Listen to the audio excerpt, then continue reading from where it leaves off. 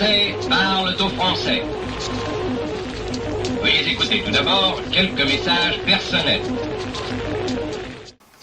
Premier constat, la majorité relativement faible du non à l'indépendance, 56,6%, alors que les divers instituts de sondage situaient ce non dans une fourchette allant de 59 à 69%. Second constat, un rappel des dispositions de la loi organique de 1999 qui prévoit dans son article 217 que le premier référendum peut être suivi de 2 autres consultations si une majorité d'un tiers seulement, ce qui n'est pas beaucoup, un tiers seulement des 54 membres du Congrès de Nouvelle-Calédonie le demande. En outre, si le non à l'indépendance l'emporte une deuxième fois, une troisième consultation pourra être organisée dans les mêmes conditions. L'avenir est donc très largement ouvert, comme on dit, et surtout très incertain. Mais ce soir, c'est le passé qui va nous occuper, un passé que je qualifierais volontiers de fondateur, de toujours présent, car le ralliement de la Nouvelle-Calédonie à la France libre est à la fois l'aboutissement d'une histoire commune et en même temps le signe probant que cette histoire commune a pris à ce moment-là un nouveau départ et qu'elle se poursuit en dépit de circonstances et de péripéties contraires. Je ne m'attarderai pas, bien sûr, sur la colonisation de la Nouvelle-Calédonie, qui est une histoire pleine de violence, de malentendus, auxquels les gouvernements successifs, depuis 30 ans, s'efforcent de mettre fin, avec des fortunes diverses. Une histoire dominée par le poids écrasant du nickel, des réserves du nickel en tout cas, dont la Nouvelle-Calédonie possède le quart des réserves mondiales. Je me contenterai de rappeler quelques dates destinées à montrer l'ancienneté de l'intérêt français pour le caillou, comme on dit. 1788, le navigateur français Lapérouse reconnaît la côte ouest de la Terre, découverte et baptisée Nouvelle-Calédonie 14 ans plus tôt par l'anglais James Cook. 1793, le contre-amiral d'Entrecasteaux reconnaît à son tour la côte ouest avant de découvrir les îles Loyauté. D'Entrecasteaux a été missionné 2 ans plus tôt par Louis XVI pour se lancer à la recherche de l'expédition de Lapérouse, dont on saura plus tard qu'il a fait naufrage sur les récifs de Vanikoro, aux îles Salomon. 1827, l'explorateur Dumont d'Urville, chargé lui aussi par Charles X, frère de Louis XVI, de retrouver le lieu du naufrage de Lapérouse, s'arrête aux îles Loyauté. Au cours des décennies 1840-1850, les missions protestantes britanniques et catholiques françaises s'affrontent et s'implantent sur la Grande Terre. 1853 enfin, Napoléon III décide la création d'une colonie très largement pénitentiaire et qui le restera après l'envoi des communards en 1871. Le peuplement européen très faible jusqu'à présent va se développer grâce aux communards libérés du bagne, un bagne demeurant qui n'était en rien comparable à celui de la Guyane, qui était beaucoup moins dur. À la fin du Second Empire, les Kanaks représentent 96% de la population. En 1885, ils ne seront plus que 64% contre 14% de colons et 17% de bagnards. Enfin, en 1925, ils seront toujours majoritaires, mais de peu, 53%.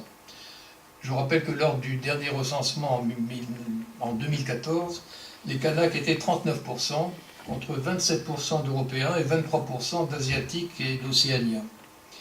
Dès le début de la colonisation, la population mélanésienne implantée depuis plusieurs millénaires sur le caillou commence à réagir violemment contre la présence européenne.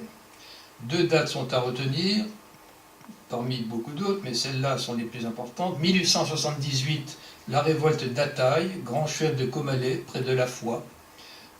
Sa tête mise à prix sera longtemps conservée au musée de l'Homme à Paris, avant d'être restituée en 2014 au grand chef du district de La Foix. 1917 surtout, la révolte kanak, la plus importante et plus durable, car elle dure 1 an, 1917-1918.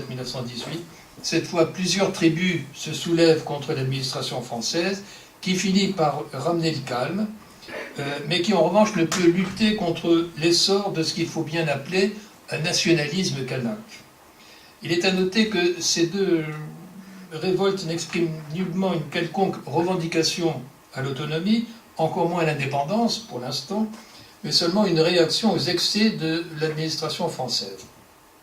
La révolte de 1917 intervient alors qu'un peu plus de 2000 néo-calédoniens ont été enrôlés dans le bataillon mixte du Pacifique, mixte parce qu'il est constitué d'1 millier d'Européens ou Caldoches et d'1 millier de Kanaks. Cette unité a pris part vaillamment à l'effort de guerre en métropole. Elle a perdu 575 hommes, 382 Kanaks, 193 Caldoches. Certains d'entre vous ont peut-être vu le documentaire Kalepo, un Kanak dans la Grande Guerre, qui a été diffusé le 8 novembre dernier sur le canal 14, France O, à travers le destin d'un cultivateur d'une île des Loyautés, incorporé en 1916 dans un bataillon d'ouvriers avant de rejoindre le bataillon mixte du Pacifique en avril 1917 et d'y trouver la mort quelques jours avant l'armistice de 1918. Le réalisateur montre que jusqu'en 1914, pour l'administration coloniale, les Kanaks étaient des sauvages incivilisés et que la guerre permettrait d'en faire des soldats de la République, sinon des citoyens français à part entière. La Seconde Guerre mondiale va précipiter cette évolution.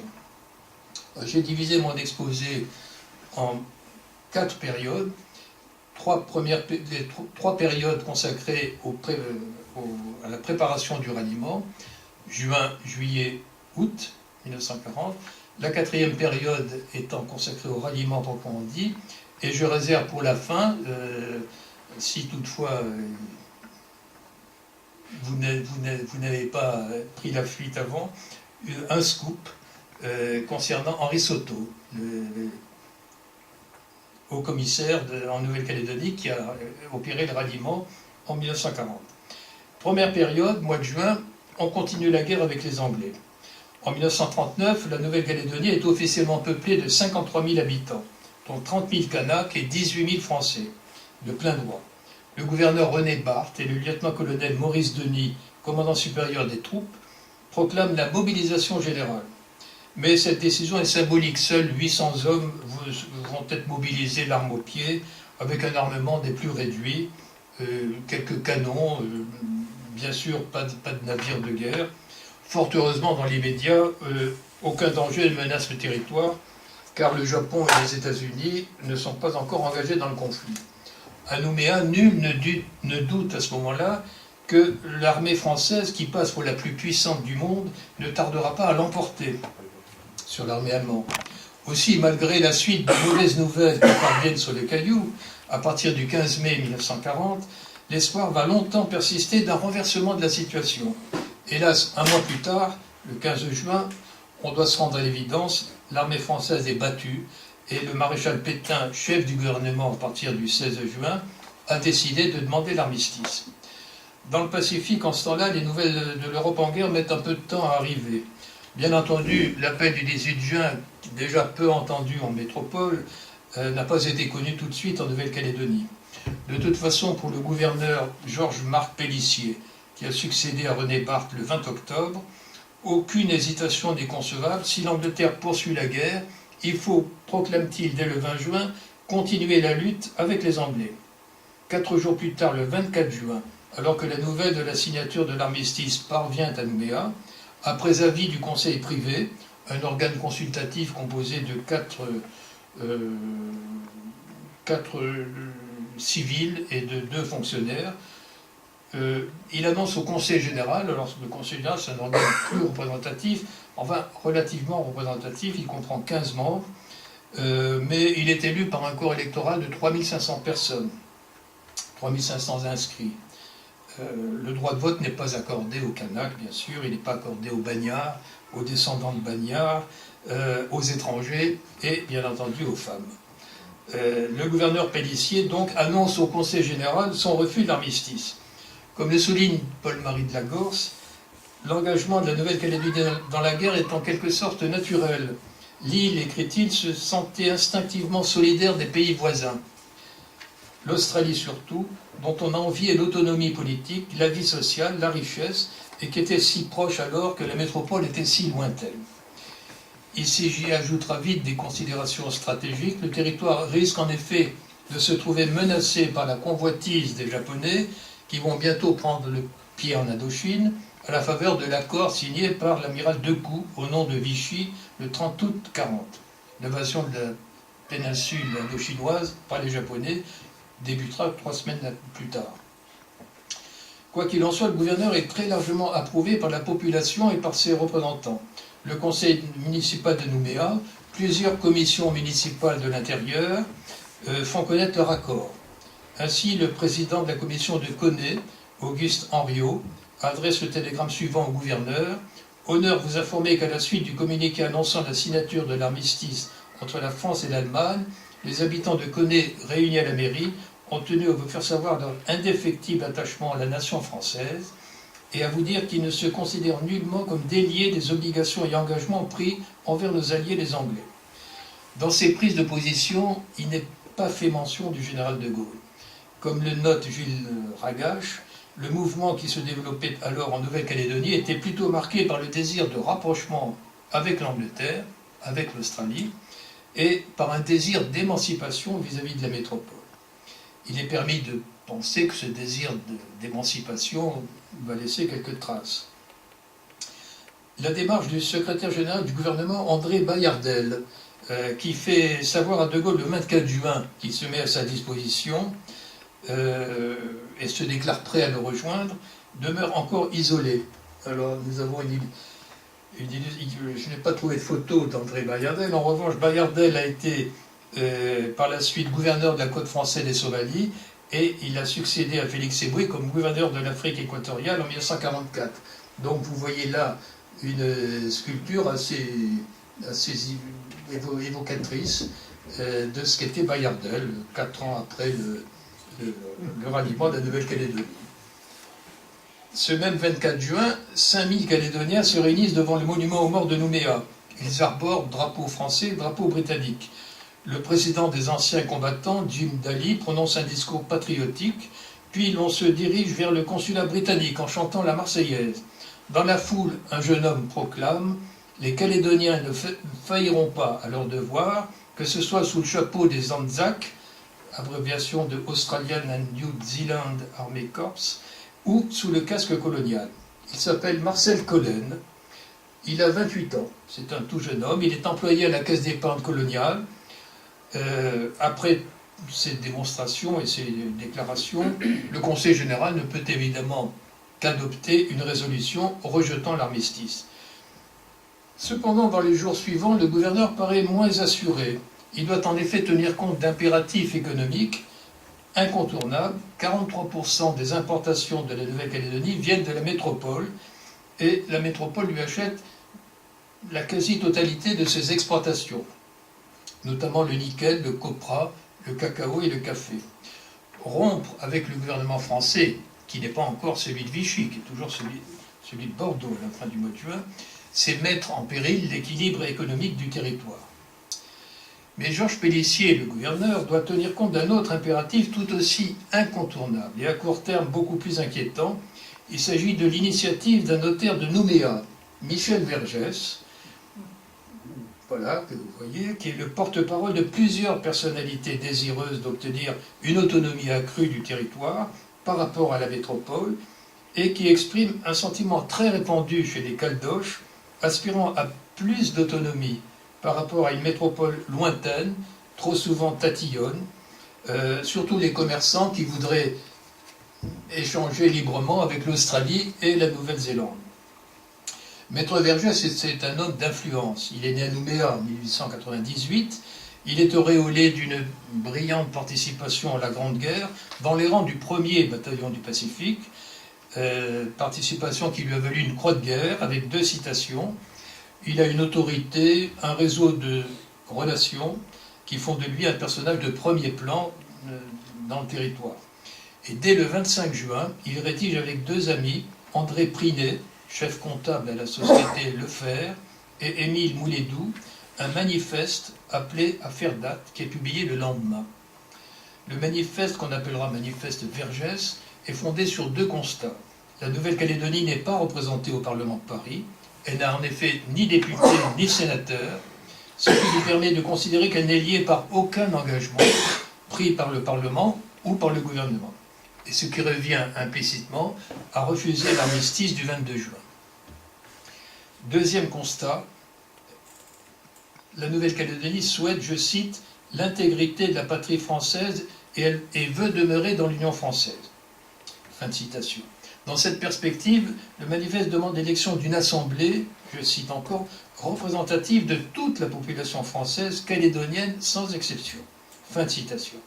Une assemblée dont la structure et les missions sont très précisément décrites, ce qui revient à mettre en cause là aussi implicitement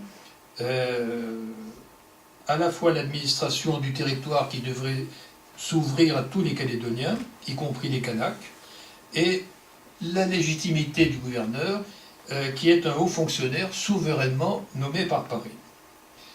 Deux missions principales sont fixées à l'Assemblée par le manifeste, l'organisation de l'économie et du ravitaillement, et l'enrôlement non seulement des Français, mais aussi des recrues indigènes, entre guillemets, et leur préparation militaire pour la défense du territoire aux côtés des Alliés.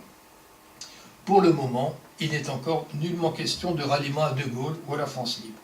Le manifeste n'est que l'expression d'une vieille revendication autonomiste de la population caldoche, très influencée par la large autonomie dont jouit le dominion australien voisin. C'est à juste titre que le gouverneur Pélissier, même s'il n'est pas explicitement visé par le manifeste, si le gouverneur estime qu'il s'agit là d'un acte d'hostilité à sa personne. Aussi, il décide d'interdire la publication du texte et d'entamer des poursuites judiciaires contre ses auteurs, accusés de, je cite, diffusion d'écrits pouvant porter atteinte au moral de la nation.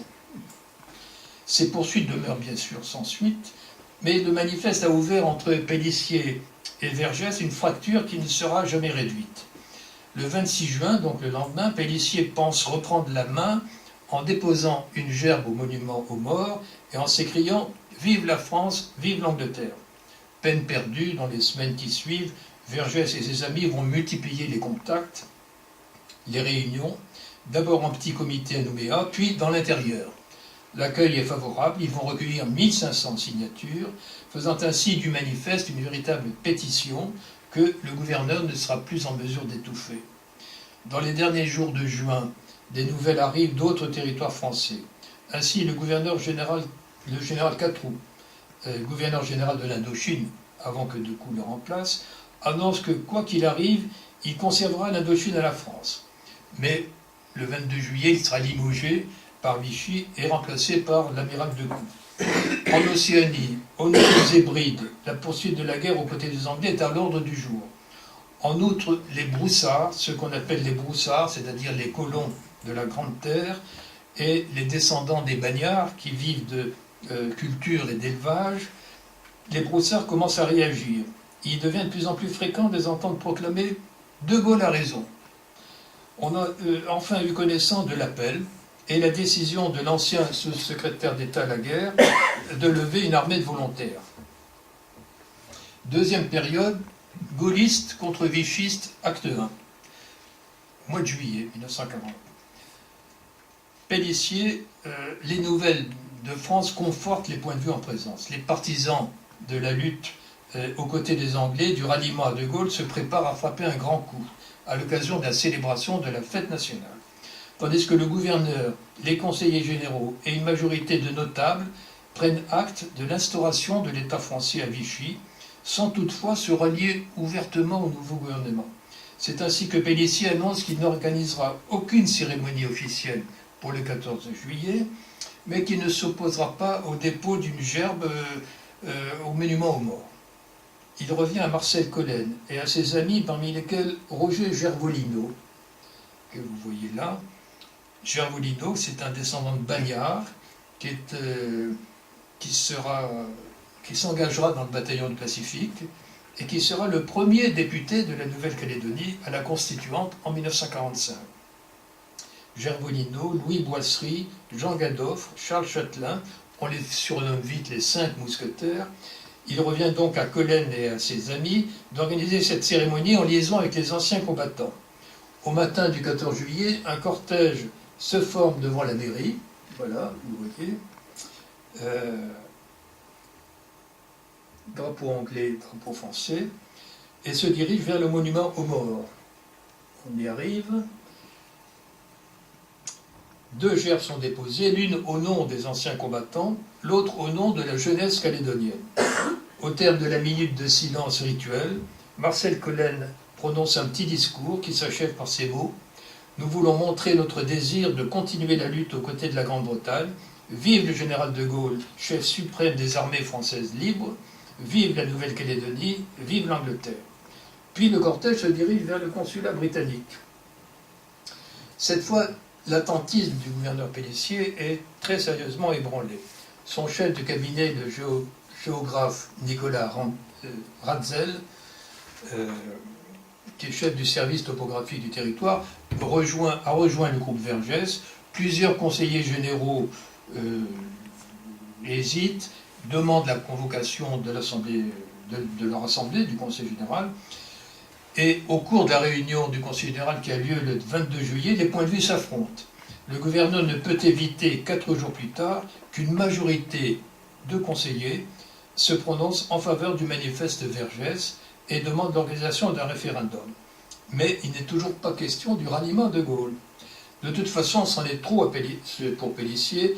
Le 21 juillet, un télégramme est arrivé de Vichy ordonnant de publier les actes constitutionnels du nouveau régime au journal officiel de la Nouvelle-Calédonie. Pélissier temporise encore quelques jours. Il va jusqu'à écrire à Vichy qu'il fera tout pour, je cite, garder la Nouvelle-Calédonie à la France, y compris en demandant l'aide de l'Australie. Mais il finit par s'exécuter le 29 juillet. Par ailleurs, il se voit également ordonné de couper toutes les relations avec les Britanniques, ce qui revient à priver le territoire de ses importations d'Australie, notamment le charbon, qui est indispensable à la transformation du minerai de nickel de la grande fonderie de Doniambo. Les choses sont désormais claires. Pélissier dispose toujours de l'administration et de l'armée. En revanche, il a maintenant contre lui le Conseil général et des fractions de plus en plus importantes de l'opinion calédonienne. C'est alors que Henri Soto va apparaître bientôt. Henri Soto est commissaire résident de France aux Nouvelles-Hébrides. Le 20 juillet, les Nouvelles-Hébrides, territoire donc éloigné d'environ 400 km de la Nouvelle-Calédonie.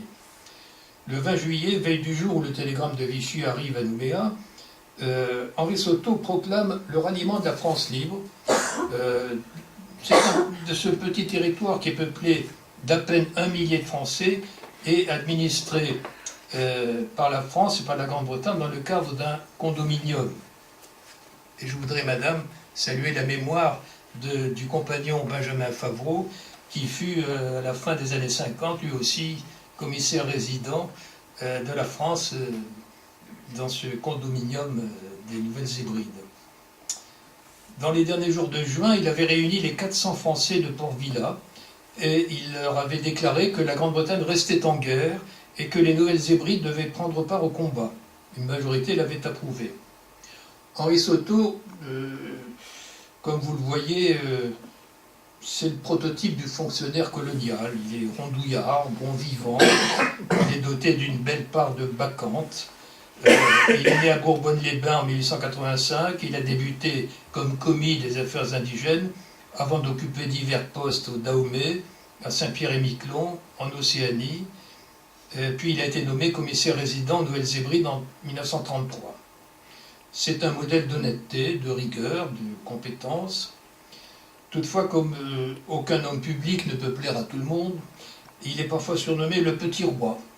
Et certains lui reprochent son anglophilie franchement assumée. René Cassin raconte dans ses mémoires qu'il eut la joie d'ouvrir le câble expédié par Soto le 22 juillet, annonçant, écrit-il, le premier ralliement territorial, apport matériel modeste sans doute, mais de valeur morale incontestable. Pour De Gaulle, ce ralliement a une puissante valeur de symbole. Aussi réagit-il avec chaleur. Il répond tout de suite à Soto: « Votre message aura, j'en suis sûr, profond retentissement dans l'Empire français et au dehors. » Il en transmet immédiatement copie à Lord Lloyd, secrétaire britannique aux colonies, et 8 jours plus tard, dans une lettre à Churchill, daté du 30 juillet, il mentionne le ralliement du condominium comme un fait important qui vient de se produire à l'appui de son action. Il exagère évidemment, mais il est dans les premiers mois de la France libre, dans les premières semaines de la France libre, et il est tout symbole, si petit soit-il, est bon à prendre pour sa cause. En même temps qu'il écrivait à De Gaulle, s'auto-informait Pélissier, son chef hiérarchique. Le gouverneur de la Nouvelle-Calédonie était en effet haut-commissaire aux Nouvelles Hébrides, officiellement. Il informe donc Pélissier de sa décision et il termine par cette formule d'une insolence calculée. Au cas où vous n'estimeriez pas devoir suivre notre exemple, j'aurai le regret de ne plus me considérer comme étant placé sous votre subordination. La réponse de Pélissier le 26 juillet est cinglante. Il commence par reprocher à Soto de ne pas l'avoir consulté avant de prendre une décision aussi grave. Puis il lui annonce qu'il a mis au courant immédiatement le ministre des colonies Henri Lemery et que la sanction est tombée, elle est sans appel, Soto est révoqué. Plus tard, il sera radié de la Légion d'honneur, privé de la nationalité française et finalement condamné à mort comme par contumace. Il écrit dans ses mémoires une brochette infamante qui fut toujours pour moi un motif de fierté. Dans ses souvenirs, il prétend que De Gaulle lui aurait adressé un second télégramme le 27 juillet, le chargeant de préparer le ralliement de la Nouvelle-Calédonie. Il se trompe de 15 jours. Ce second télégramme date en effet du 10 août. Nous y reviendrons. Le 27 juillet, en effet, ce n'est pas à Soto que De Gaulle télégraphie, mais à Pélissier. Il explique les buts de son action et il lui rappelle que la vie économique du territoire dépend de sa coopération avec les Britanniques et il termine en l'assurant de sa cordiale sympathie. Pélissier ayant déjà décidé de rester fidèle à Vichy, ce télégramme restera évidemment sans réponse. Donc, troisième période, gaulliste contre vichiste, acte 2. Les atermoiements de Pélissier achèvent de dresser contre lui la majorité du Conseil général. Le 2 août, une motion désapprouve le gouverneur et recommande de se mettre en rapport direct avec le général de Gaulle. C'est la première manifestation officielle d'un ralliement à la France libre. Un télégramme est adressé dans la foulée à De Gaulle, mais il n'atteindra pas son destinataire. Plusieurs notables n'ont pas attendu pour le faire, à commencer par Raymond Pognon, que vous voyez ici. Raymond Pognon, né à Honfleur en 1873, diplômé d'HEC, il s'est installé à Nouméa très jeune, en 1902. Il a été d'abord chef de service à la société Le Nickel, puis élu maire de Bourail, puis conseiller général, président du conseil général, enfin directeur du grand quotidien La France Australe au début des années 20. Il est depuis propriétaire d'un grand domaine agricole. Il avait, écrit Soto, la réputation d'être un homme de caractère et même de mauvais caractère, ce qui va souvent ensemble. En tout cas, c'est un homme d'autorité et d'influence. Et le 3 août, il écrit à De Gaulle pour l'informer des derniers événements. Un autre notable est Georges Dubois. Georges Dubois, né au Havre en 1896, établi à Nouméa dès 1900, il a pris part à la Grande Guerre et il est devenu ingénieur géomètre. Comme Pognon, il n'a pas accepté que la France dépose des armes en 1940 et encore moins que le nouveau gouvernement s'engage dans la collaboration avec le vainqueur. De son côté, René Petre, né à Thio, éleveur à Connay, se montre un ardent propagandiste du ralliement. Il s'engagera dans le bataillon du Pacifique et il sera fait compagnon de la Libération en 1945. Autre figure marquante des partisans du ralliement de Gaulle, Georges Baudoux, géomètre expert à Wailou, propagandiste de la cause gaulliste depuis la fin de juin.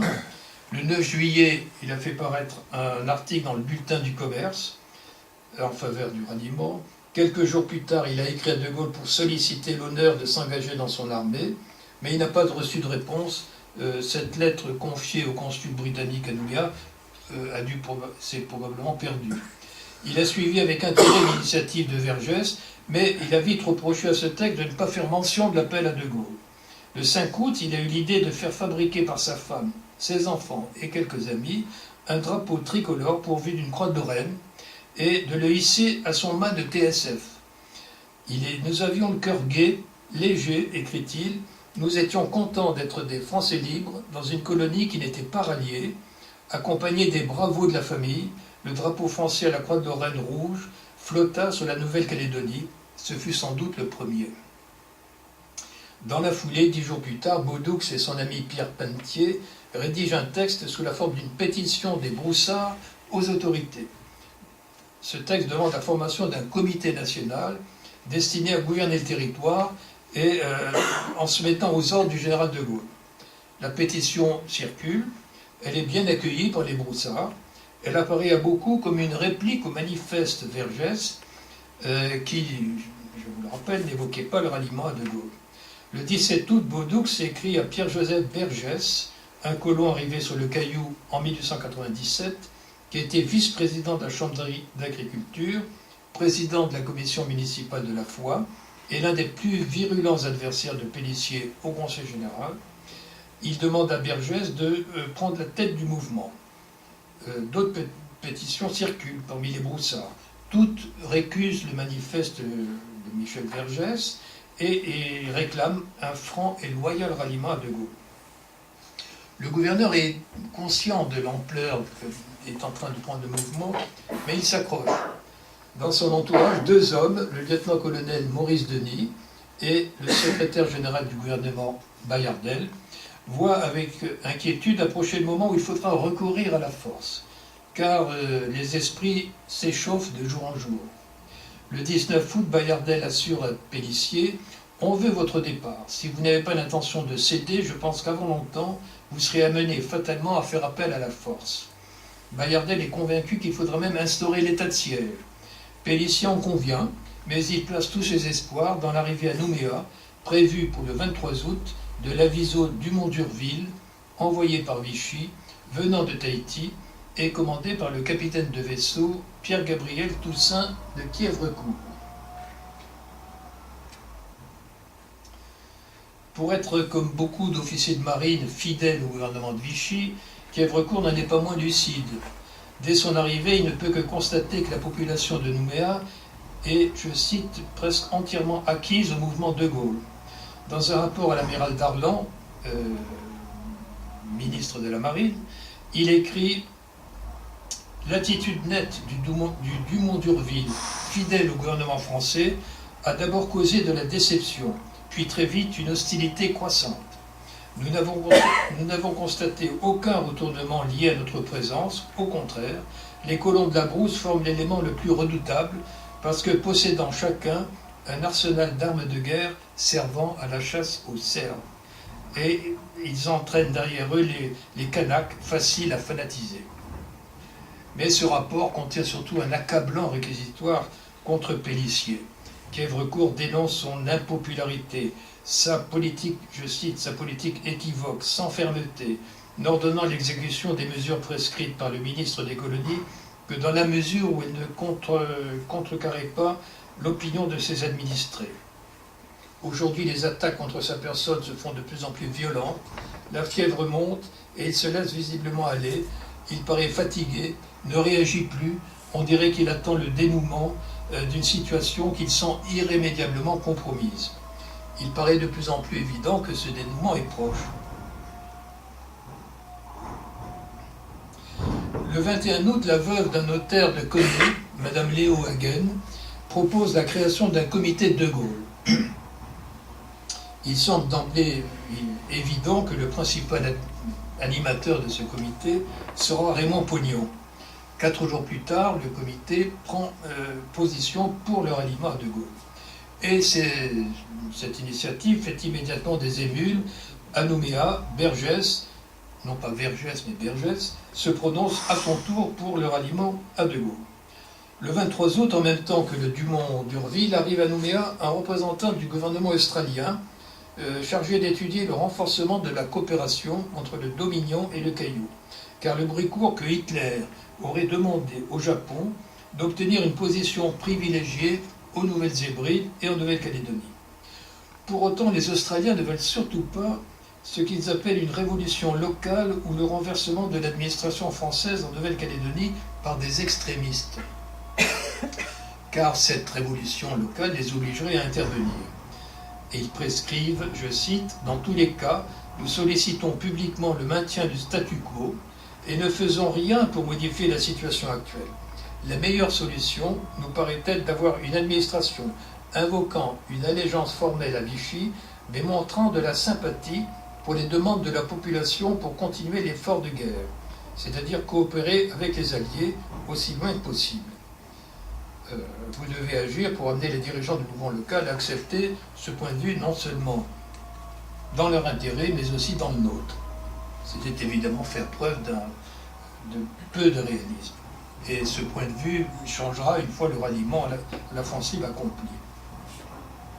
Le bruit sur la demande de Hitler au Japon se trouve confirmé le surlendemain, jour où le gouverneur donne lecture à ses conseillers privés d'un télégramme du ministre des colonies, Henri Lemery, ordonnant de donner la priorité des exportations de nickel et des productions minières et métallurgiques, très importantes surtout en temps de guerre, au Japon.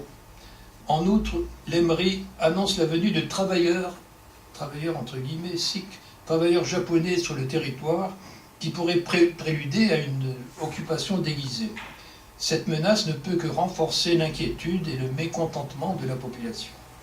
Le 25 août, un groupe de Nouméens tente de rallier l'équipage du Dumont d'Urville.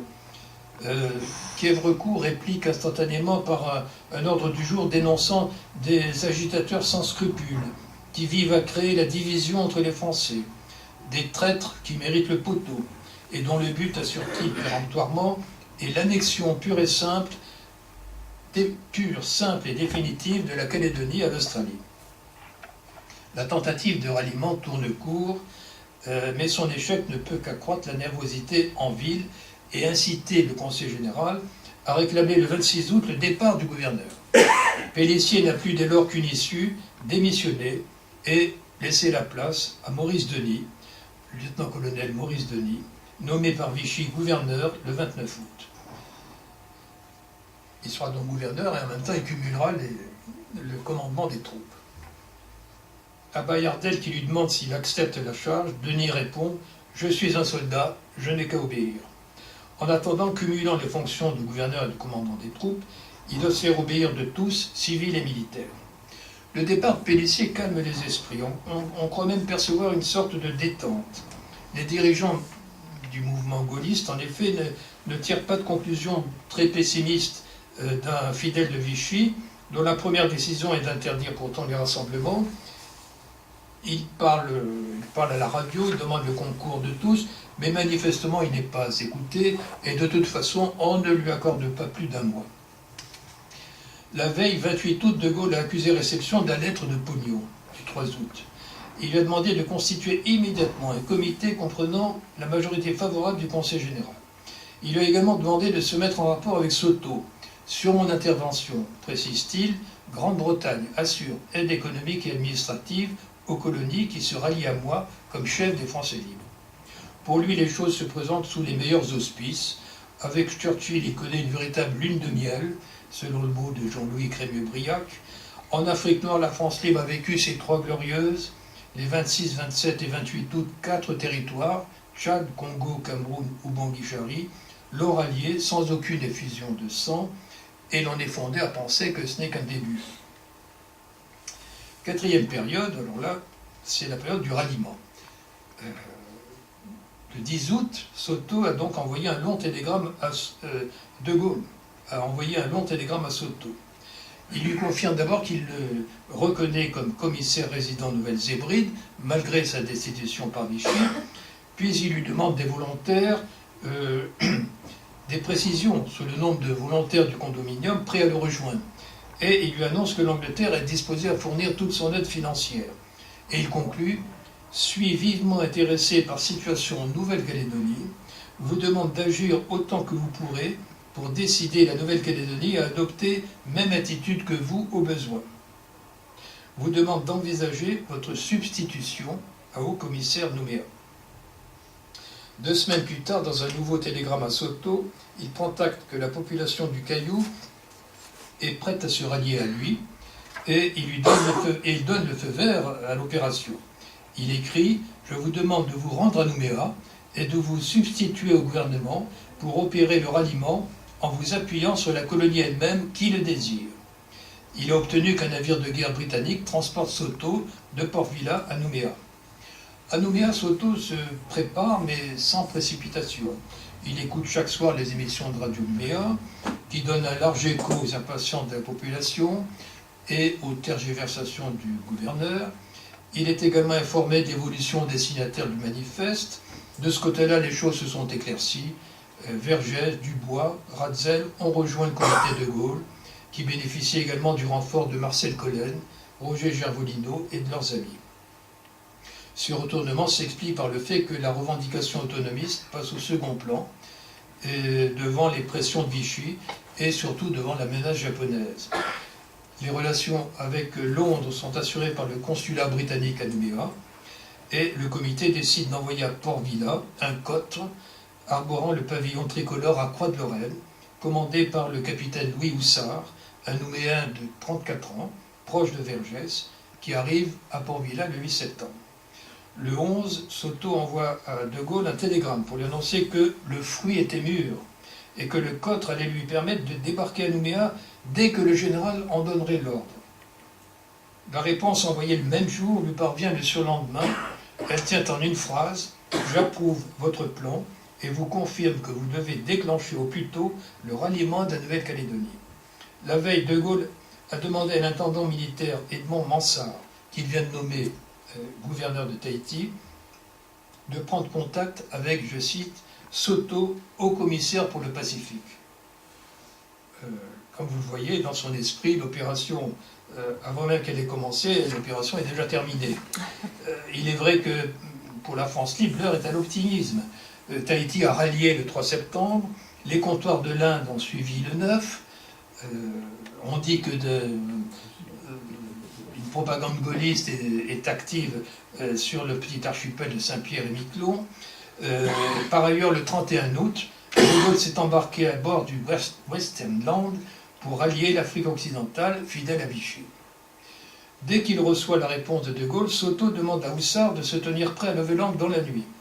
Mais dans l'après-midi du 13, de son bureau de la résidence, il aperçoit le croiseur australien Adélaïde, qui entre dans la rade de Port Vila.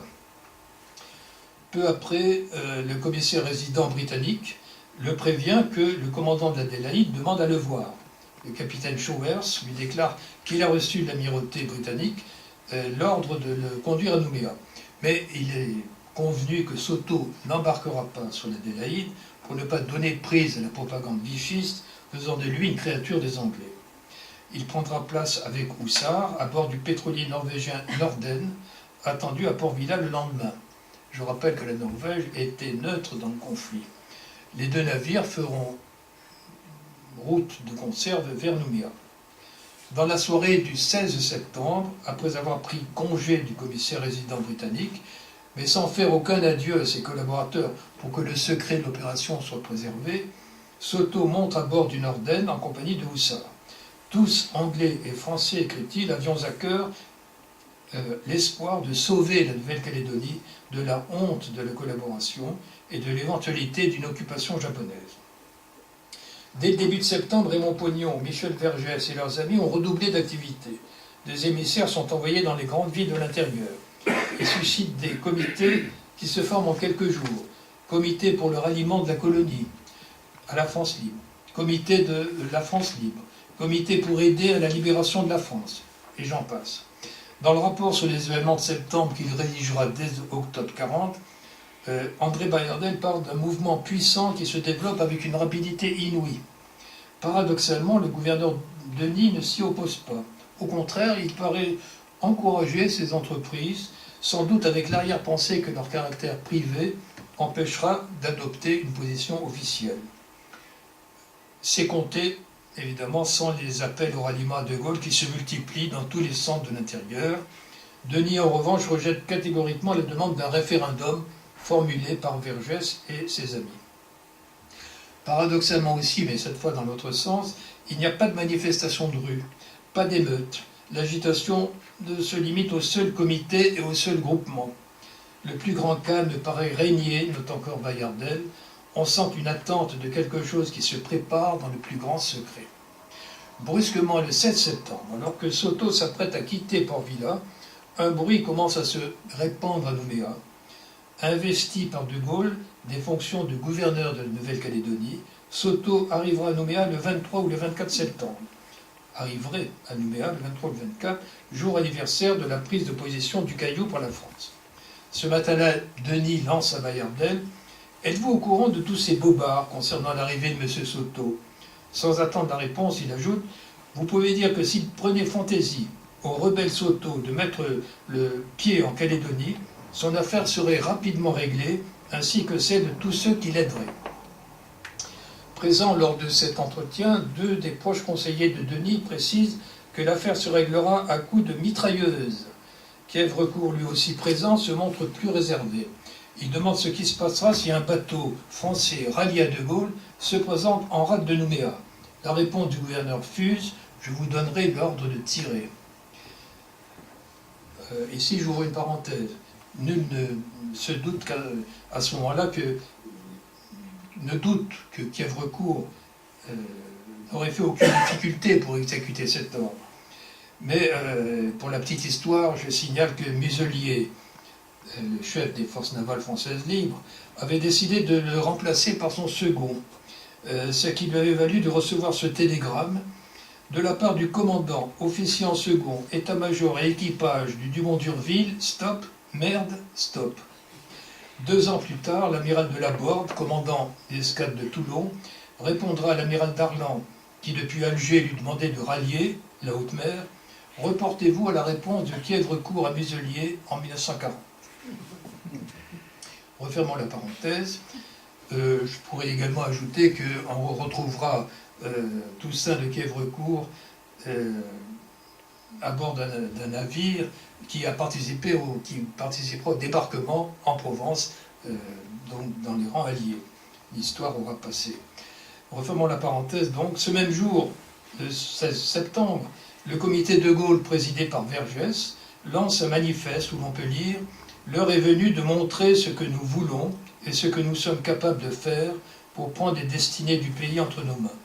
Chaque jour qui passe nous rapproche d'une solution qui serait contraire à la volonté des Calédoniens. Le temps presse. » Aussi, les signataires donnent la consigne de se réunir le jeudi 19 septembre, dès 6 h du matin, à Nouméa.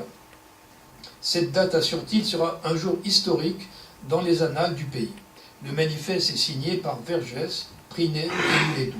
On remarque en passant qu'au terme habituel de colonie ou territoire, Vergès et ses amis préfèrent celui de pays, qui trahit sans doute inconsciemment leurs revendications pour une plus grande autonomie du Caillou. La journée du mercredi 17 est consacrée aux préparatifs dans les deux camps. Du côté vichiste, on continue de se tenir au courant de ce qui se trame et on organise une éventuelle riposte armée. Du côté gaulliste, on organise la descente des broussards sur la capitale et on se prépare à accueillir le nouveau gouverneur. Le capitaine Dubois se rend à Bourail, Vergès à Ponériwen, Beaudoux à Wailou. Toute la journée du mercredi, écrit Beaudoux, je ne fais qu'aller et venir. Je téléphone à des conducteurs de travaux publics pour qu'ils prennent le plus de monde possible à bord de leur véhicule. L'un d'eux me dit: « Qui va payer l'essence ?» Je réponds: « Faites le plein, De Gaulle paiera. » Dans la soirée, il voit partir les premiers broussards avec leurs fusils et leurs musettes pleines de cartouches. Vers 23 h, il est à la fois et il y découvre une foule immense de broussards. « Ils ont tous des mines féroces, écrit-il, ce sont des broussards, des hommes résolus, des lions, de vrais Français, des patriotes. Tout le monde parle en même temps dans le bistrot, plein à craquer. On ne s'entend plus. Je me dis que c'est la brousse, la grande force de la brousse qui va gagner la partie. » Un peu plus tard dans la nuit, ils retrouvent Vergès, Dubois et Prinet à Païta. Ils sont soucieux qu'ils ont appris que Denis a décrété l'état de siège, qu'il a dressé des listes noires d'opposants à arrêter et surtout qu'il a fait barrer la route au pont de la Doumbéa, à 18 km de Nouméa. Il faudra donc se battre, le sang va peut-être couler, conclut Beaudoux, c'est Denis qui l'aura voulu. Dans l'après-midi du 18, Bayardel est à nouveau convoqué par le gouverneur. Il le trouve dans un état de surexcitation qui s'explique par les dernières informations dont il dispose. Soto doit arriver le lendemain et les broussards armés ont commencé leur marche sur Nouméa. Voilà, on les voit qui commencent à descendre sur Nouméa. En foi de quoi, il a donc décidé l'état de siège à partir de 22 heures et il a fait installer un barrage sur le pont de la Doumbéa, destiné à désarmer les broussards. Il détaille les mesures qui seront prises, fermeture des cafés, interdiction des rassemblements, envoi de patrouilles dans la ville. Comme Denis lui demande son avis, Bayardel botte en touche. Il appartient au gouverneur de décider de l'état de siège et c'est au commandant supérieur qu'il revient de faire le nécessaire. Vous cumulez les deux fonctions, vous avez donc toute latitude. Dans la nuit du 18 au 19, on observe une intense circulation automobile dans les rues de Nouméa. Des patrouilles envoyées par le gouverneur sillonnent la ville, mais ne s'opposent pas aux quelques rassemblements qui se forment. À Païta, pendant ce temps, les leaders du mouvement se concertent. Une centaine de camions sont alignés. Vergès propose de laisser sur place toutes les armes et de se présenter au barrage de la Doumbéa. Les mains dans les poches vides, dit-il. Officiellement, il ne sera question que de déposer une gerbe au monument aux morts. Le cortège s'ébranle, il parvient à l'aube à la Doumbéa. Les gendarmes fouillent soigneusement les broussards et les laissent repartir. Dans la vallée du Tir, les habitants commencent à sortir de leur maison, à courir sur les trottoirs. Beaucoup tentent de suivre les camions en criant « Voilà les broussards !» et aussi « Vive de Gaulle !» On s'embrasse, on s'accroche aux camions. On veut absolument accompagner les broussards jusqu'au bout. Nouméa est en ébullition. De très bonne heure, le 19 septembre, les rues sont pleines de gens qui vont, qui viennent sans but précis. Des groupes motorisés se dirigent vers l'hôtel de ville. Ils abordent des drapeaux à Croix de Lorraine. Je ne sais pas si c'est visible. Voilà. Les commerces sont fermés, les rumeurs se donnent libre cours. On dit que les broussards sont arrêtés au barrage de la Doumbéa, que 2 navires sont en route pour Nouméa. La première rumeur est fausse. Les broussards sont passés et ils n'ont pas été arrêtés. Et un flot humain se dirige vers le monument aux morts. Une gerbe est déposée, puis on s'élance vers la mairie. Un groupe franchit les grilles, descend le drapeau tricolore et lui substitue un autre frappé de la croix de Lorraine. La foule hurle de joie. Le cri « Au gouvernement » jaillit. Soudain, Raymond Pognon annonce que Vergès, Prinet et Dubois sont bloqués à la Doumbéa. Il prend la tête du commando qui se propose de les libérer. À 8h15, Bayardel arrive au gouvernement. Il trouve Maurice Denis à la fois surexcité et d'une extrême pâleur, tenant des propos incohérents. Il rédige un projet de mobilisation générale, puis déchire le papier, déclare qu'il veut être le premier tué. Puis il se ressaisit, il téléphone à Kièvrecourt, puis à l'officier qui commande la batterie côtière de l'île Nou, et il ordonne « Il faudra tirer à mon commandement ». Bayardel essaie de le calmer, il lui explique qu'il est un peu tard pour prendre ses mesures, que le mouvement en faveur de Gaulle est irréversible. « Vous ne pouvez plus qu'une chose, conclut-il, épargner le sang français. » Mais Denis n'entend plus rien.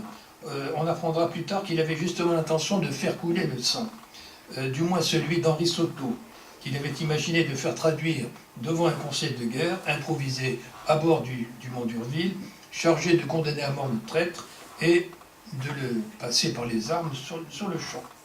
Il est de plus en plus agité, soudain il craque, il se met à pleurer, il se plaint d'être trahi par tous, il annonce qu'il va se suicider.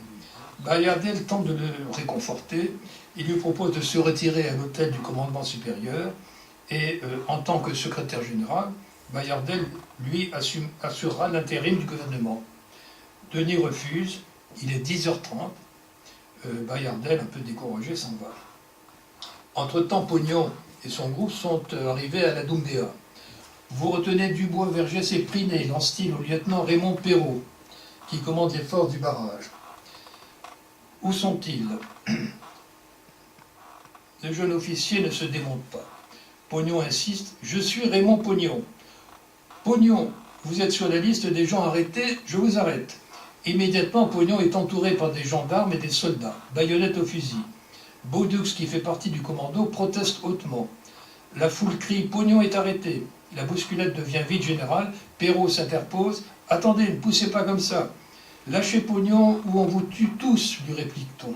Le barrage est vite submergé, Pognon est libéré, Perrault se rallie au mouvement, entraînant gendarmes et soldats.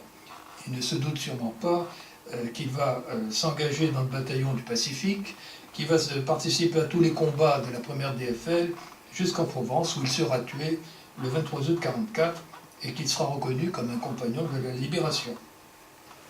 Ce ne sont que cris, embrassades, pleurs de joie. Vergès, Prinet et Dubois sont libérés à leur tour. Ils montent à bord d'une voiture qui file vers Nouméa. À 11h, ils entrent dans le bureau du gouverneur. Vergès l'interpelle. « Mon colonel, nous vous en supplions, ralliez-vous au général de Gaulle. »« Jamais, répond Denis, un officier français ne trahit pas. » Vergès insiste. Denis faiblit, il lève les bras au ciel. « Moi, un officier français, trahir la France !» gémit-il en pleurant. Il téléphone à Bayardel pour lui annoncer qu'il cède à la force et qu'il cherche son adjoint, le capitaine Michel, d'aller accueillir Soto et de le conduire au gouvernement. La suite des événements va bientôt montrer qu'avec cet homme irrésolu et aux abois, rien n'est définitivement acquis. Le Norden et l'Adélaïde ont franchi à l'aube la passe de Boulary. Ils sont entrés dans la grande rade de Nouméa, où se trouvait toujours le Dumont d'Urville, en branle-bas de combat. Soto et Chauvers décident d'attendre à l'entrée de Port-Phaéton l'embarcation envoyée par le comité de Gaulle. Vers 9h, une vedette à moteur arborant le pavillon à Croix de Lorraine est en vue. Elle est conduite par l'un des trois frères Le Gouélec. Ardent gaulliste, 2 s'engageront dans le bataillon du Pacifique, le 3e dans les forces navales françaises libres. Il rencontre des événements de la veille et de la nuit. Soto décide de monter à bord de l'Adélaïde, qui se dirige à petite allure vers le port de Nouméa. À 11h40, une chaloupe arborant également le pavillon La Croix de Lorraine accoste le croiseur avec à son bord le capitaine Michel, qui demeura obstinément mutique, et les envoyés du comité de Gaulle. Soto monte à son bord. Quelques minutes plus tard, il est accueilli par plusieurs milliers de personnes au cri de « Vive de Gaulle !»« Vive la France !» et aussi « Vive l'Angleterre !» À Vergès, qui l'invite à monter dans la voiture qui doit l'amener au gouvernement, il répond qu'il préfère aller à pied accompagné par la foule qui, comme on le voit sur la photo, ne cesse, va l'accompagner dans une cohue joyeuse et en chantant la Marseillaise. L'accueil de Denis est évidemment glacial. Apparemment, il n'est plus décidé à capituler. Il lui lance « Monsieur Soto, vous êtes un traître et je vous mets en état d'arrestation. » Soto goguenard répond « Voulez-vous annoncer à la foule qui est devant le gouvernement que vous me mettez en état d'arrestation ?» Bien entendu, Denis s'en garde bien. « Vous avez avec vous la force, répond-il. Vous avez même l'appui d'un croiseur ennemi. » Ce qui lui vaut une réplique cinglante. « À partir du moment où j'ai mis le pied sur la terre calédonienne, la guerre continue aux côtés de la Grande-Bretagne et le croiseur qui est là est un croiseur allié et non pas un croiseur ennemi. Et je vous prie de le considérer comme tel.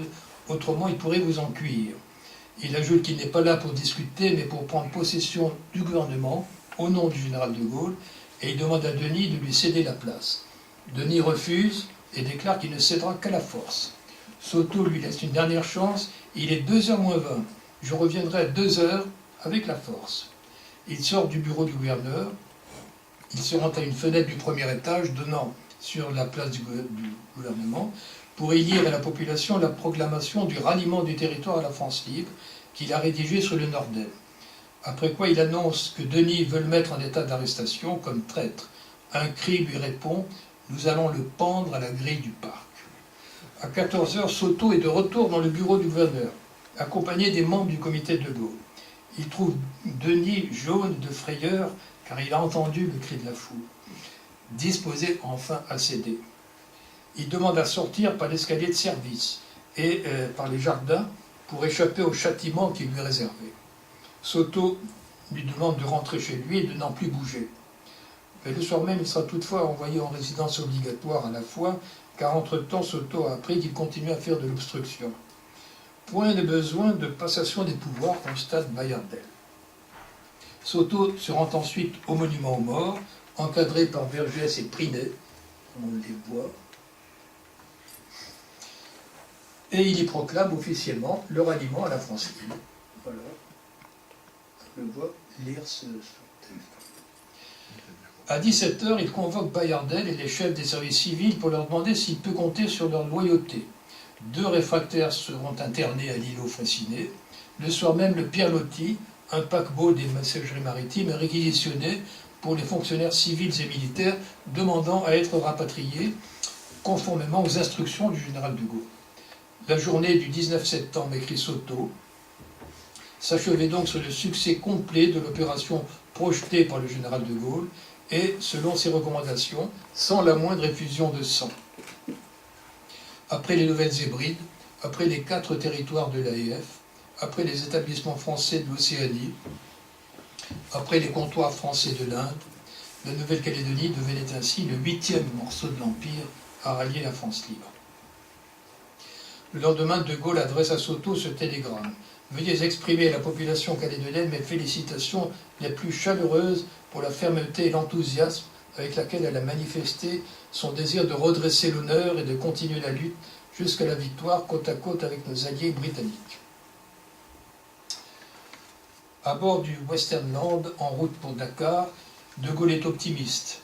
Qui pouvait affirmer que nous n'allons pas trouver à Dakar cette ambiance de consentement où s'aménagent les plus formelles consignes, écrit-il. Malheureusement, 4 jours plus tard, il subira une cruelle déconvenue devant Dakar. Le ralliement du Caillou est accompli, mais il reste encore à ramener l'ordre définitivement à Nouméa. Plusieurs éléments vichistes, parmi lesquels le capitaine Michel, appuyé par une équipe du Dumont d'Urville, veulent enlever Soto, ramener Denis à Nouméa depuis la foi. L'affaire est prévue pour le 23 septembre. Mais le putsch échoue car les broussards ont été rappelés par le comité de Gaulle. Au même moment, Chauvers demande à Kièvrecourt de quitter la Nouvelle-Calédonie et de mettre le cap sur l'Indochine. Kièvrecourt fait mine d'obtempérer, mais il va s'embosser à l'île Nou. 2 jours plus tard, il reçoit de Vichy l'ordre d'attaquer et de couler l'Adélaïde. En accord avec ses adjoints, il décide sagement de ne pas l'exécuter et il lève l'ancre pour Saïgon, avec un passager de marque à bord, le lieutenant-colonel et ex-gouverneur Maurice Denis. Le 11 octobre, ce sera au tour du Pierre Loti d'appareiller pour Saïgon, avec une centaine de fonctionnaires fidèles à Vichy. Il en aurait même, selon certaines sources, 200. Pour en finir, oui, j'ai rappelé tout à l'heure le rôle. Les premières décisions du nouveau gouverneur sont tombées. Les exportations minières et métallurgiques vers le Japon sont interdites. Toute l'économie calédonienne se trouve désormais axée sur l'Australie et la Nouvelle-Zélande. Le comité de Gaulle est dissous. Et je précise que j'ai délibérément fait abstraction dans mon exposé des violentes querelles qui opposeront par la suite Soto à Bayardel d'une part, Soto à Vergès de l'autre, qui ne faisait pas partie de mon sujet. Le 23 septembre, date officielle du ralliement, Soto rend compte à De Gaulle, journée 23 septembre marquée par neutralisation complète, 12 éléments militaires réfractaires au ralliement France libre, et il ajoute « urgent nommé capitaine Broche, commandant supérieur ». Dès le lendemain, De Gaulle adresse à mon père, qui n'était jusque-là que commandant de la compagnie d'infanterie autonome de Tahiti, et qui avait commencé à lever 300 volontaires tahitiens et marquisiens. Il est pour poursuivre la lutte aux côtés des Anglais. Il adresse donc à mon père le télégramme suivant: veuillez rejoindre immédiatement Nouméa par avion, vous désigne comme commandant supérieur des troupes sous les ordres du haut-commissaire Soto. En fait, comme aucune liaison aérienne n'existait, ni aérienne ni navale d'ailleurs, n'existait entre Papeete et Nouméa à ce moment-là, le nouveau commandant supérieur mettra plus de 6 semaines pour rejoindre son nouveau poste. À Nouméa, 135 Calédoniens se sont déjà enrôlés dans la France libre. Quelques semaines plus tard, ils seront 300, et avec les 300 Tahitiens et Marquisiens qui rejoignent Nouméa en avril 1941, ils formeront le beau et brave bataillon du Pacifique dont parle De Gaulle dans ses mémoires de guerre.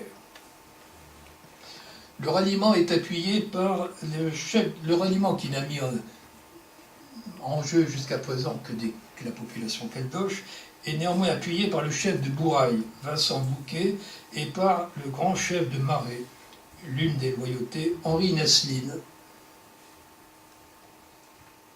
Le 11 octobre, Nesline a fait hisser le drapeau français à Croix-de-Lorraine dans son fief de Netscheux et il ouvre des listes d'engagement de volontaires dans les forces françaises.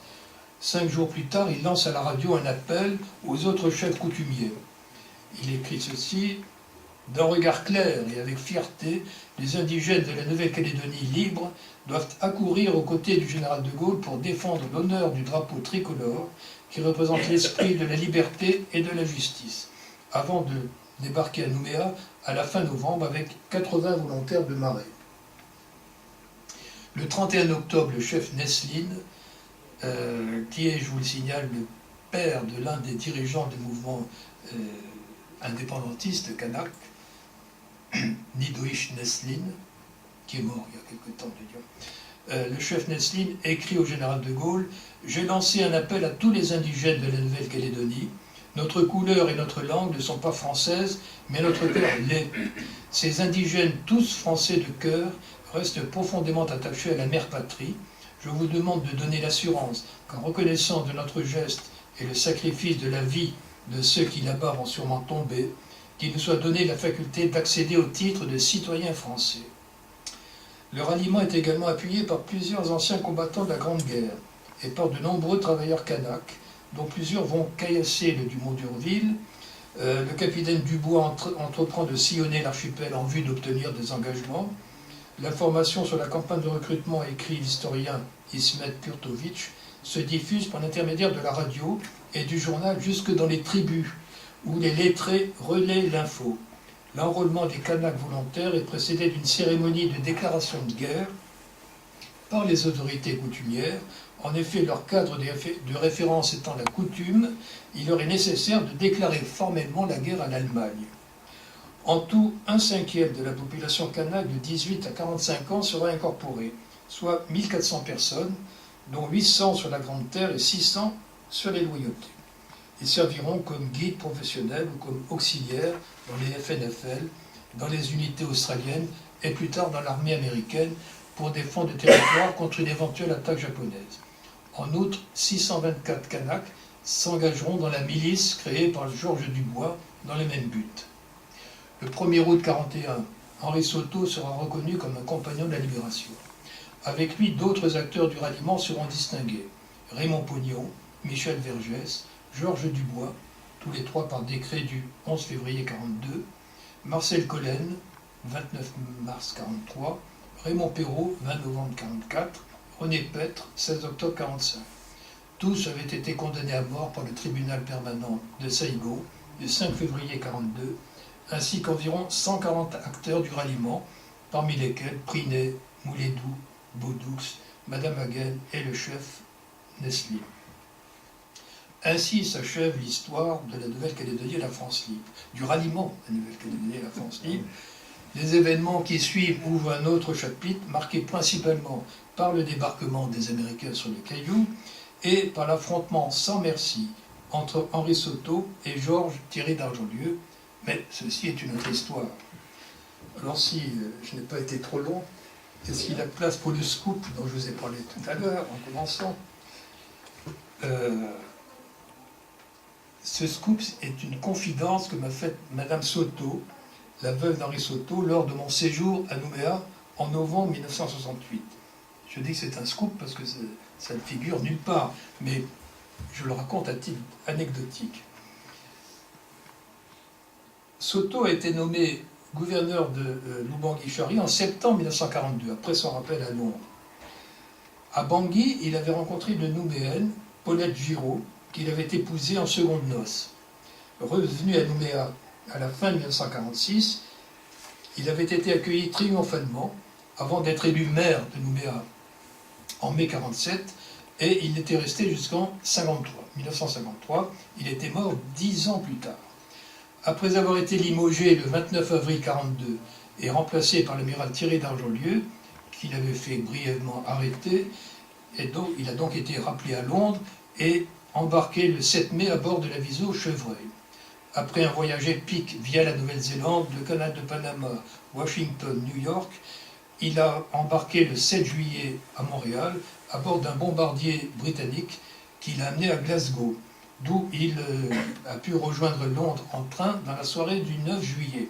Ce long voyage de 2 mois n'avait sans doute pas arrangé son humeur. Le 9 juillet, il est aimablement reçu par le commissaire aux colonies René Pleven, puis par Maurice Schumann, mais en revanche, il est douché par l'accueil du général.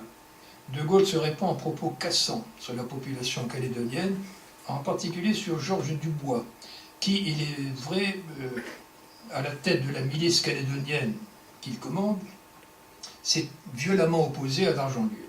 Dans ses mémoires de guerre, De Gaulle ajoute un grief contre Soto. Le gouverneur Soto, supportant mal d'être subordonné à Dargentlieu, cherchait à s'assurer d'une popularité personnelle dont il pourrait se servir. Il lui reproche en outre d'avoir tardé à répondre à sa convocation. On peut estimer que ces griefs sont relativement justifiés. De son côté, Soto est submergé par un profond sentiment d'injustice. Il est plein d'amertume, plein de rancœur, de colère contre Thierry Dargentlieu. À l'égard de De Gaulle, auquel il demeure fidèle malgré tout, il éprouve un sentiment d'incompréhension qui le mine. Il quitte le général écrasé de chagrin et de dépit, écrit-il. Il est à jamais bouleversé. De ce jour tragique, ajoute-t-il, la foi et la confiance en De Gaulle sont mortes en moi. À la demande de Pleven, il rédige un rapport sur la situation politique en Nouvelle-Calédonie et sur les événements qui ont précédé son rappel. Quelques jours plus tard, à sa demande, il est à nouveau reçu par De Gaulle.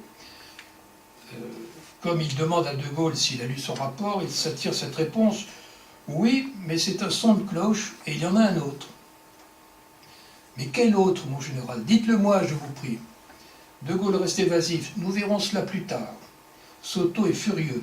Il enchaîne en conseillant à De Gaulle de ne pas imposer plus longtemps aux Calédoniens un chef aussi détesté. À quoi De Gaulle répond qu'il ne peut rappeler 2 chefs à la fois. À ce moment précis, la tension entre les 2 hommes est à son comble. De Gaulle en est sûrement conscient, car brusquement, De Gaulle est un grand intuitif, brusquement il demande à Soto des nouvelles de son fils qui sert dans un régiment en Syrie. Puis il montre la réplique du fanion du bataillon du Pacifique que Soto lui avait envoyé de Nouméa en mai 41. Oui, dit-il, comme vous me l'écriviez alors, je suis fier du bataillon du Pacifique qui a été magnifique à Birakem. La colère de Soto retombe brusquement. Vaincu, il prend respectueusement congé. Alors voilà le scoop que m'a confié Paulette Soto. Son mari s'est rendu au second rendez-vous avec la ferme intention de tuer le général. Il était parti de Nouméa en emportant un pistolet dont il ne s'était jamais séparé depuis qu'il s'en était servi pendant la Grande Guerre pour tuer les Allemands. Il lui fallait absolument abattre De Gaulle pour lui faire payer l'injustice dont il était victime et pour éviter qu'à l'avenir, il prenne des décisions aussi désastreuses que celles consistant à se mettre à dos la population néo-calédonienne. Lorsque De Gaulle avait évoqué l'autre son de cloche, Soto avait mis la main à sa poche, empoigné l'arme, et il était sur le point de s'en servir, mais il avait eu soudain l'impression que De Gaulle avait décidé le rappel de Dargentlieu, que ce n'était qu'une question de temps. Et en effet, l'amiral s'en rappelait 2 mois plus tard. Enfin, lorsque De Gaulle avait montré le fanion du bataillon, il avait renoncé pour de bon. Et selon Mme Soto, De Gaulle aurait même décroché ce fanion et il l'aurait caressé. Ce geste avait beaucoup troublé Henri Soto. Qu'y a-t-il de vrai là-dedans? Moi, je ne fais que rapporter un témoignage qui tout de même repose sur un début de vraisemblance. Soto est en effet ulcéré par les calomnies infâmes colportées par Dargentlieu, qu'il accuse d'être vendu aux Américains. Pour lui, l'amiral qu'il appelle l'amiral maudit, l'amiral Dargentlieu est un monstre. Il voit en lui le fossoyeur de la France libre dans le Pacifique et en De Gaulle son protecteur. Et il voit en De Gaulle un ingrat, un être injuste, incapable de croire à la sincérité des autres, en qui, je l'ai rappelé, il a perdu toute foi et toute confiance. Cette relative vraisemblance se fonde également sur le sentiment que j'ai eu en recueillant le témoignage de Mme Soto, qu'elle ne pouvait pas avoir inventé cette histoire à elle seule. Cela dit, bien entendu, on peut exclure qu'en la lui rapportant, Soto est un peu enjolivé les choses. L'essentiel, vous en conviendrez, c'est que même s'il l'avait sérieusement envisagé, il ne soit pas passé à l'acte.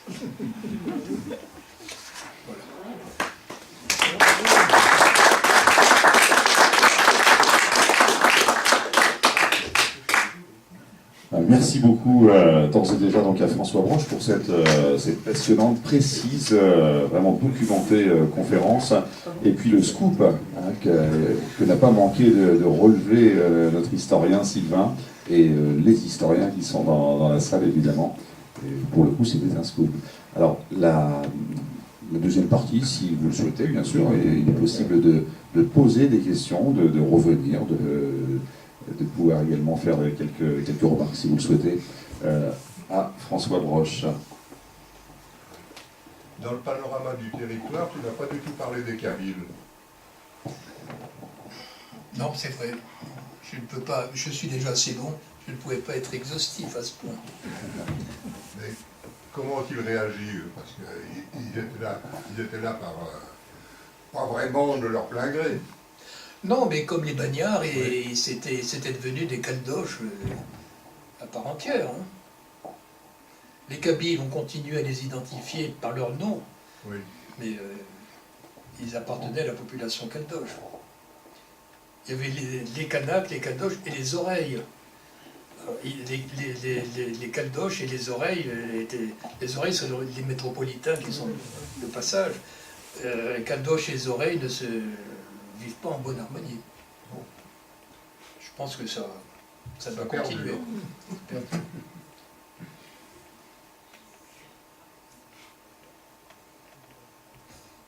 Alors, il y a d'autres remarques, d'autres questions? Général Michel. Oui, est-ce que vous pourriez, je dirais, un peu compléter le différent entre Soto et d'Argentlieu, parce que d'Argentlieu est quand même quelqu'un aussi qui a eu d'autres problèmes relationnels. Hein, voilà. Du côté de la Cochinchine. Voilà, du côté de la Cochinchine, merci mon général. Et, alors, est-ce que c'était avéré que Soto était plutôt pro-américain ou trop vis-à-vis de Gaulle, etc. Voilà. Non, on reprochait à Soto d'être plutôt non seulement pro-anglais, mais même certains opposants voyaient en lui un agent britannique. On lui reprochait ses liens trop étroits avec les Britanniques. Bon, je pense que les accusations sous les tropiques ont vite fait de courir. En fait, bon, j'ai précisé que ça ne faisait pas partie de mon sujet, mais le différent entre Soto et d'Argentlieu était, Soto était ulcéré que De Gaulle ait pu nommer d'Argentlieu et pu considérer que Soto n'était pas le seul maître dans le Pacifique. De Gaulle a envoyé d'Argentlieu pour coiffer l'autorité de Soto. Il l'a envoyé. Alors, bon, comme vous semblez le suggérer, d'Argentlieu avait déjà fait ses preuves à Tahiti. Il avait semé le désordre dans le Pacifique. Il n'avait pas fait vraiment reconnaître l'autorité, mais De Gaulle avait une confiance aveugle en lui. Et entre d'Argentlieu et Soto, De Gaulle ne pouvait que donner raison à d'Argentlieu, et donc le rappel de Soto était inévitable. Il y avait aussi une incompatibilité d'humeur et de tempérament entre les deux hommes, comme vous l'avez vu sur la photo. Le physique de Soto et le physique de d'Argentlieu n'étaient pas très voisins, et leur caractère s'en ressentait.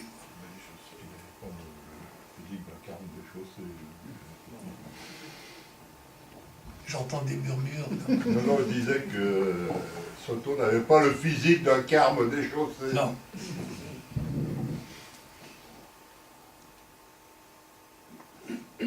Alors, y a-t-il d'autres questions? C'est le moment d'en profiter. Hein.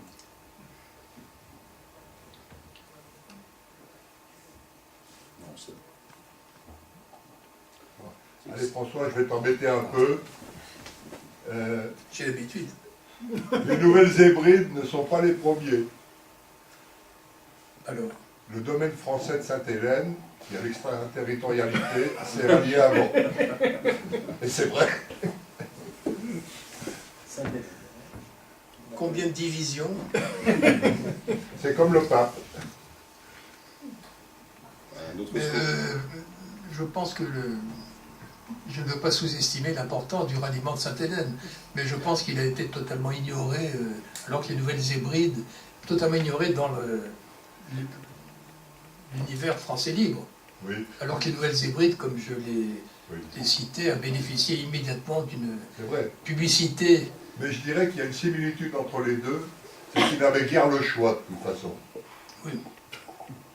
Parce que dans le condominium aux Nouvelles Hébrides, le pouvoir a toujours été du côté britannique plutôt que du côté français.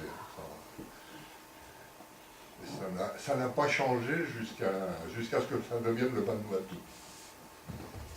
Et j'imagine qu'à Sainte-Hélène, on éprouvait quelques réticences. Le consul qui est responsable du domaine de Sainte-Hélène était sûr de mourir de faim s'il ne se ralliait pas immédiatement. Et on sait ce que ça veut dire.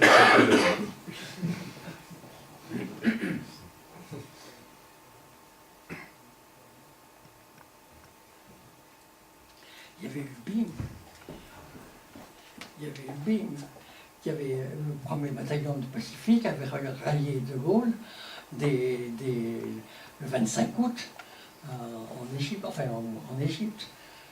Oui, le BIM, oui. Le BIM était là, et le 28 juin, oui, bien sûr. Les BIM sont arrivés. Les ralliements ont commencé tout de suite, des hommes, des unités, oui. Mais là, on était dans des territoires. Oui, territoires. Et pour la petite histoire, Tahiti, c'était quand, vous avez dit? Le 3 septembre. Donc avant, là. Juste avant, oui.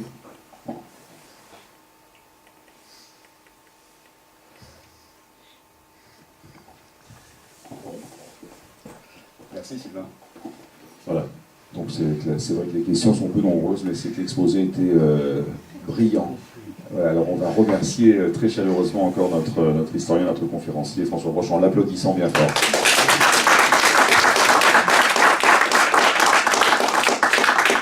Voilà, c'était passionnant, et puis c'est vrai que c'est bien d'avoir actualisé en quelque sorte en introduction donc, avec les événements de la Nouvelle-Calédonie que nous traversons. Évidemment c'est important, nous sommes dans l'histoire, mais l'histoire c'est aussi l'explication du présent. Alors, encore grand merci. Ce qui est important, c'est de montrer que les révoltes kanak n'avaient pas pour but l'autonomie du territoire, encore moins l'indépendance. Qu'au contraire, l'autonomie du territoire était revendiquée par les Caldoches. Oui. Alors, on est à fond renversé par rapport à la situation actuelle. Ils tiennent à leur autonomie quand même, les Caldoches. Hein. Ils ne sont pas prêts de relâcher quand même. Hein. Ils tiennent au statut actuel qui reconnaît au territoire une très large autonomie. Une très large autonomie. Hein. Oui. Mais pas l'indépendance. Ah non. Qui est un statut d'ailleurs unique dans des territoires français, enfin, dans la France d'outre-mer. Tahiti ressemble aussi quand même. Moins. Oui, il y a une certaine autonomie, mais moins grande que celle de la Nouvelle-Calédonie. Enfin, c'est voisin. C'est vrai. Voilà, puis on retiendra évidemment le bel apport de force à la France libre, grâce à la Nouvelle-Calédonie notamment. Vous avez pu l'exposer, c'est important pour l'histoire, c'est important pour l'épopée des Français libres, et je crois que c'est pourquoi aussi il est important de donner aujourd'hui cette belle conférence. Eh bien, merci beaucoup. Alors, les rendez-vous à venir, avant que nous nous quittions, dans quelques jours, nous allons parler avec Jean-René Winderplatzen, donc la prochaine conférence qui aura lieu le 13 février, mercredi 13 février. Alors, l'honneur, une nostalgie française, l'honneur et l'humilité, donc deux piliers fondateurs de la France libre. Ce sera cette conférence avec l'auteur d'un récent livre, alors sur le général Crépin, qui était son grand-père. Voilà un livre. Alors, ce sera aussi un point commun avec la deuxième DB, et puis même la colonne Leclerc. Là, on va remonter très loin aussi dans l'histoire des débuts de la France libre, avec l'arrivée de l'artilleur, le grand artilleur de la deuxième DB Crépin. Et son petit-fils, donc il viendra en parler. C'est vrai que ce sera, à mon avis, également une conférence à ne pas manquer. Donc c'est le 13 février, et puis ça vient de tomber également dans les dates qui viennent d'être fixées, Odile de Vasselot, viendra également parler le 13 mars. Là, nous aurons une ancienne, une résistante, membre d'un réseau, le réseau Comet. Et donc elle viendra évoquer donc, son action et puis l'action aussi de ce réseau dans la libération de la France et dans ses combats. Voilà, Sébastien Bertelli sera là aussi le 27 mars, donc il y aura 2 conférences en mars, et Sébastien Bertelli viendra parler donc, du BCRA dans la France libre le 27 mars. Voilà, j'en dis pas plus, après évidemment on vous tiendra informé. Merci encore à François Broche, merci à toutes et à tous, et bonne soirée. Les sanglots longs des violons de l'automne blessent mon cœur d'une langueur monotone. Je répète, blesse mon cœur d'une langueur monotone.